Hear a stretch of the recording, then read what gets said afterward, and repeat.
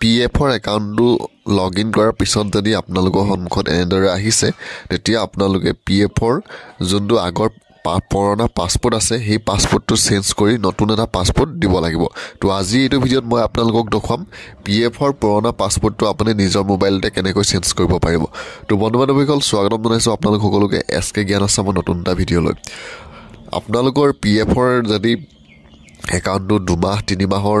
login নকৰে তেতিয়া আপোনালোকৰ যোনটো পুৰণা পাছপোৰ্ট হয় সেই পাছপোৰ্টটো চেঞ্জ কৰিবলৈ এনেদৰে অহা দেখা যায় তো আপোনালোকে এনেদৰে আহিলে কি কৰিব ইয়াত প্ৰথম যোনটো আপোনালোকৰ সন্মুখত ওল্ড পাছপোৰ্ট বুলি আছে ইয়াত ওল্ড পাছপোৰ্টত আপোনাৰ যোনটো PFৰ একাউণ্টটো লগইন কৰি যোনটো পাছপোৰ্ট দিছিলে সেই পাছপোৰ্টটোকে ইয়াত দিব তাৰপিছত নিউ পাছপোৰ্টত আপোনালোকে ওপৰত যোনটো পাছপোৰ্ট আগৰ দিছিলে সেই পাছপোৰ্টটোত নহয় বেলেগ এটা পাছপোৰ্ট আপোনালোকে ইয়াত দিব লাগিব আৰু কনফাৰ্ম নিউ পাছপোৰ্টতো আপোনালোকে বেলেগ এটা পাছপোৰ্ট দিব আৰু সেই পাছপোৰ্টটো দি হোৱাৰ পিছত আপোনালোকে যোনটো তলত ডিক্লেৰেশ্যন আছে ইয়াত টিক কৰিব আৰু টিক কৰি যোনটো গেট আধাৰ OTP অপশ্যন আছে আপোনালোকে ইয়াত ক্লিক কৰিব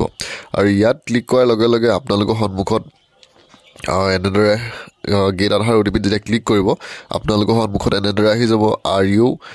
চিয়ৰ টু চেঞ্জ পাছপোৰ্ট আপোনালোকে OKত ক্লিক কৰিব যেতিয়াই OKত ক্লিক কৰিব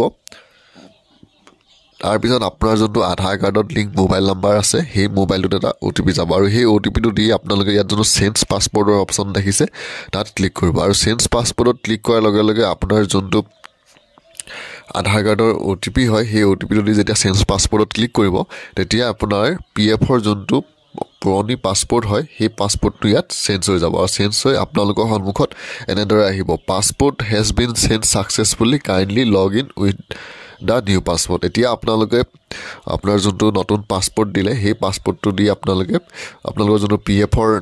নাম্বাৰ আছে সেই নাম্বাৰটো দিব আৰু নতুন পাছপোৰ্ট দি লগ ইনত ক্লিক কৰিব আৰু লগ ইনত ক্লিক কৰাৰ লগে লগে এতিয়া আপোনালোকৰ সন্মুখত আগত যোনটো আপোনালোকৰ পাছপোৰ্ট চেঞ্জ কৰাৰ অপশ্যন আহিছিলে সেই অপশ্যনটো এতিয়া নাহে এতিয়া আপোনালোকে আগৰ নতুন পাছপোৰ্টটো দি আপোনালোকে লগ ইন কৰিব পাৰিব